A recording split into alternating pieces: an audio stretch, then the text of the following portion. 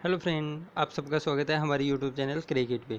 दोस्तों, इस वीडियो में हम साइकोलॉजी के 30 क्वेश्चन सोल्व करेंगे। इस ये पार्ट थर्ड है। आपको पता है कि पार्ट फर्स्ट और सेकंड पहले अपलोड हो चुका है। आपने अभी तक नहीं देखा है तो इनका लिंक है डिस्क्रिप्शन बॉक्स में मिल जाएगा, आप वहाँ से देख सकते हैं।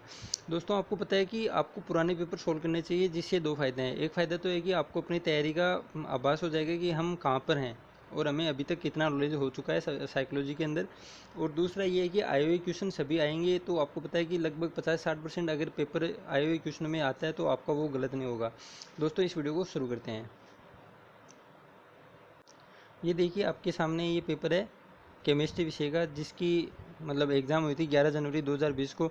ये जो आरपीएससी फर्स्ट ग्रेड एग्ज़ाम 2018 की पेपर हम सोल्व कर रहे हैं। आपको ये लेटेस्ट एग्ज़ाम हुई है आरपीएससी की, तो इसमें 11 जनवरी का पेपर है केमिस्ट्री, इसको हम इस वीडियो में सोल्व करेंगे। तो ये देखिए, आपके सामने पहला क्वेश्चन है, निम्नलिखित में से कौन सा अधिगम सीखने का नियम थॉर्नडाइक के द्वारा प्रतिपादित नहीं है? अभ्यास का नियम, प्रभाव का नियम, अनुक्रिया का नियम या तत्परता का नियम? तो आपको पता है कि थॉर्नडाइक ने 3 नियम तो दिए थे, मुख्य नियम, और 5 दिए थे गौण नियम, और 5 ही दिए थे अन्य नियम। तो इसमें 3 जो मुख्य नियम थे, क्योंकि इसमें लिखा हुआ नहीं है कि मुख्य या गौण नियम, तो आपको ये अपने आप समझना है कि मुख्य नियम की बात हो रही है यहाँ पे। तो मुख्य नियम थे अभ्यास का नियम, प्रभाव का नियम और तत्परता का नियम। तो ये अनुक्रिया का नियम है, ये थॉर्नडाइक के द्वारा नहीं दिया गया था, तो इसमें ऑप्शन नंबर थर्ड हो जाएगा।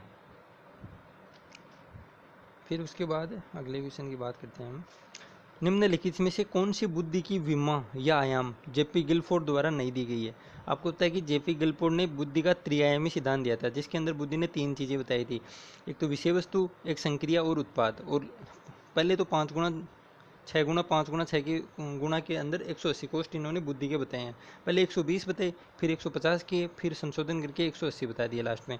तो इनमें जो सब संशोधन है ना इन्होंने किए थे, वो विषय वस्तु के अंतर्गत किए थे, और विषय वस्तु के अंतर्गत भी आकृति से संबंधित इन्होंने गिलफोर्ड ने किया था संशोधन। तो इसमें प्रणाली है वो जेपी गिलफोर्ड के द्वारा दिए गए सिद्धांत में आयाम नहीं था, ऑप्शन नंबर सेकंड इसमें हो जाएगा।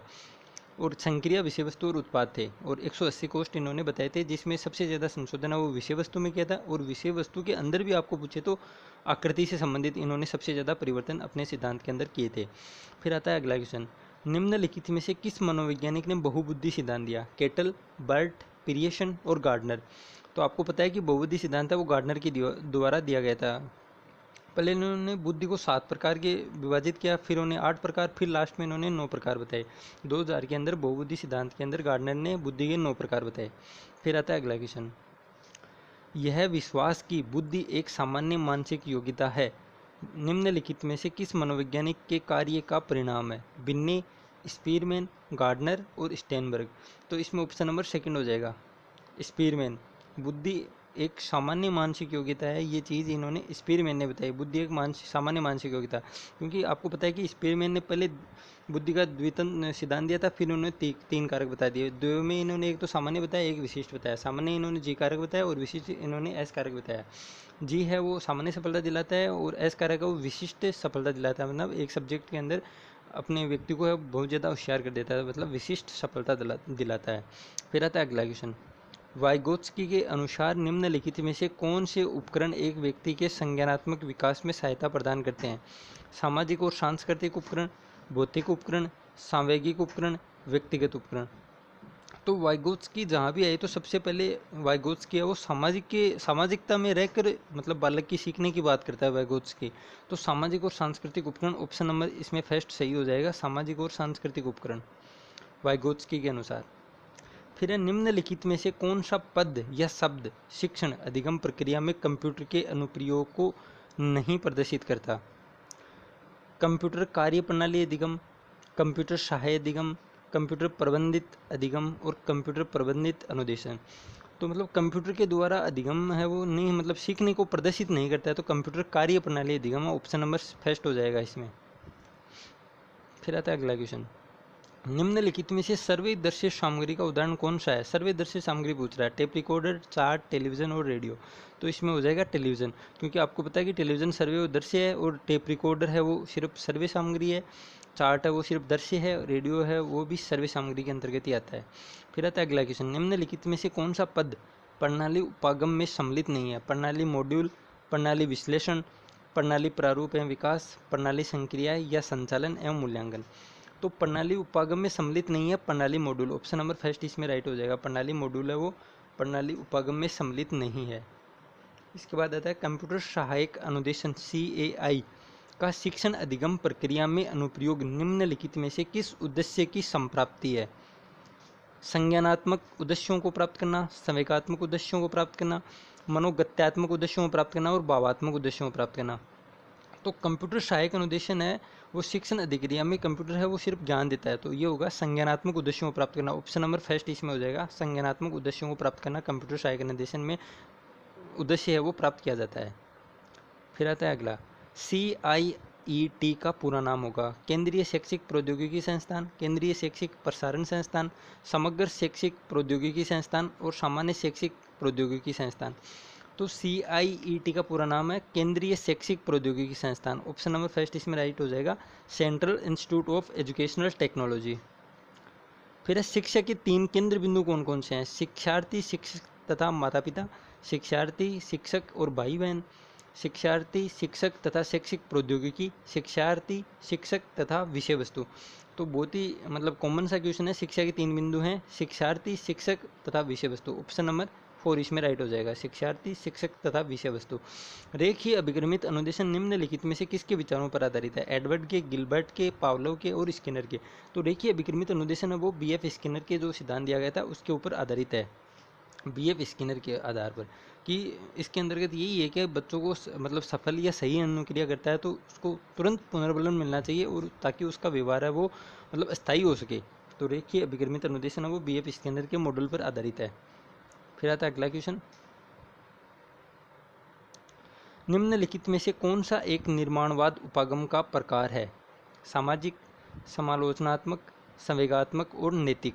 तो इसमें पूछ रहा है कि निर्माणवाद का उपागम का प्रकार है, तो इसमें हो जाएगा सामाजिक। Option number first.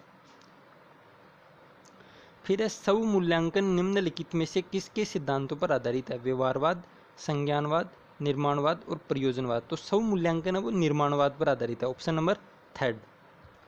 भार विहीन अधिगम निम्नलिखित में से किस समिति की रिपोर्ट का नाम है? राममूर्ति समिति, सच्चर समिति, यशपाल समिति और हटोग समिति। तो ये बहुत ही कॉमन क्वेश्चन है, इजी क्वेश्चन है। भार विहीन अधिगम कह दो या शिक्षा बिना बोझ के, ये यशपाल समिति की रिपोर्ट है, यशपाल समिति की रिपोर्ट है, शिक्षा बिना बोझ के। फिर आता है अगला क्वेश्चन, अधिगम के व्यवहारात्मक सिद्धांतों के अनुसार निम्नलिखित में से कौन सा कथन अधिगम के विषय में सही है? अवलोकन और मापन नहीं किया जा सकता, व्यक्तिनिष्ठ मनोवैज्ञानिक विधियों द्वारा मापन किया जा सकता है, वस्तुनिष्ठ तरीके से अवलोकन व मापन किया जा सकता है, अंतर्देशन विधि द्वारा मापन किया जा सकता है।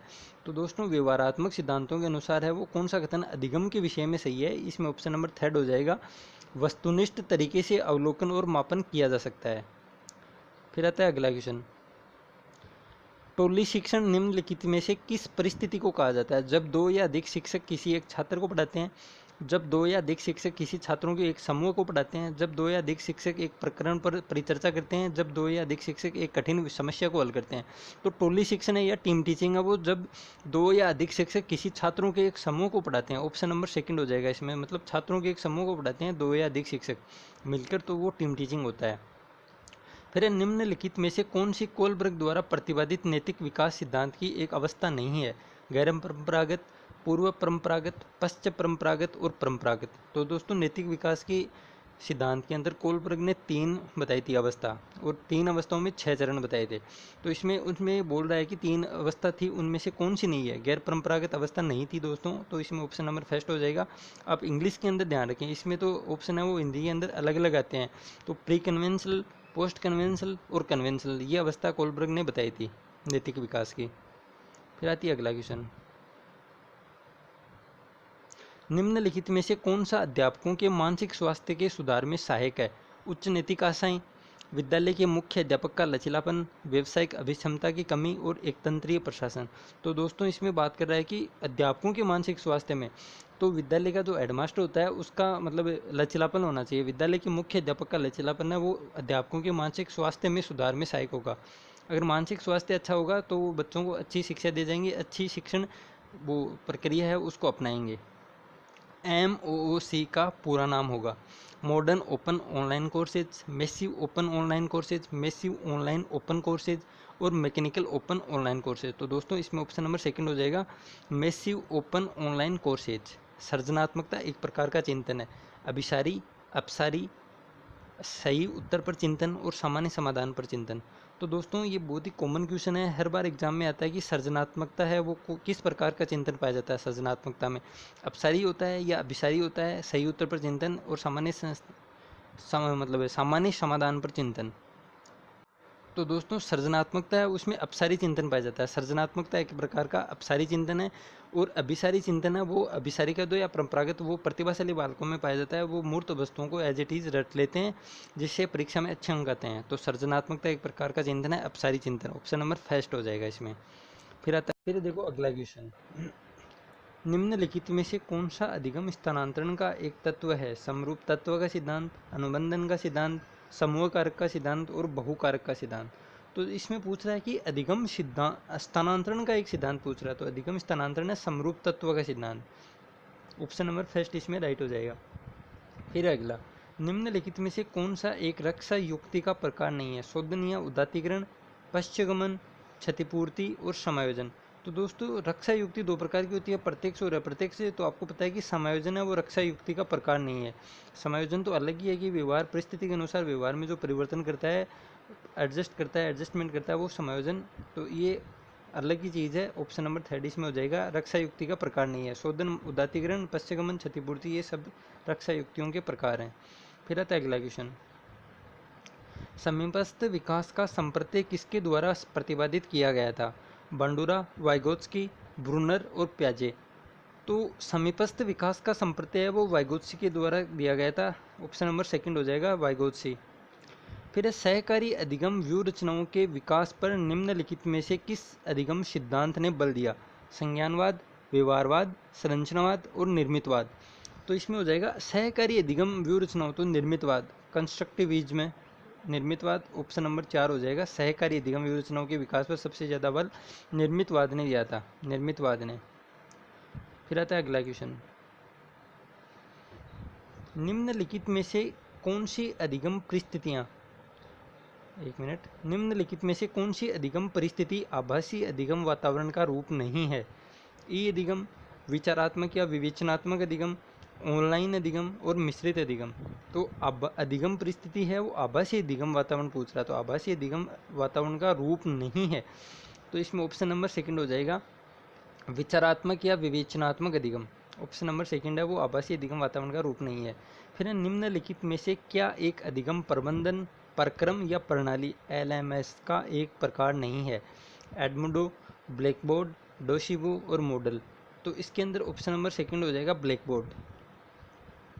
फिर अगला क्वेश्चन, रिचर्ड सचमैन के द्वारा निम्नलिखित में से कौन सा शिक्षण प्रतिमान प्रतिपादित किया गया है? संप्रत्यय उपलब्धि प्रतिमान, पूछताछ प्रशिक्षण प्रतिमान, अग्रिम संगठन प्रतिमान और सामाजिक अंतःक्रिया प्रतिमान। तो दोस्तों रिचर्ड सचमैन ने पूछताछ की थी, एक शॉर्ट ट्रिक है आप इसको याद रखना, रिचर्ड सचमैन ने पूछताछ की थी। तो रिचर्ड सचमैन के द्वारा दिया गया सिद्धांत है ये पूछताछ प्रशिक्षण प्रतिमान, इंक्वायरी टर्निंग मॉडल। और दोस्तों ये अग्रिम संगठन प्रतिमान है, ये बहुत ही इंपॉर्टेंट है, डेविड पी आशुबेल का दिया गया है अग्रिम संगठन प्रतिमान या एडवांस ऑर्गेनाइजर मॉडल। ऑप्शन इसमें मतलब एडवांस ऑर्गेनाइजर मॉडल है वो डेविड पी आशुबेल का है और रिचर्ड सचमैन के द्वारा पूछताछ प्रशिक्षण प्रतिमान।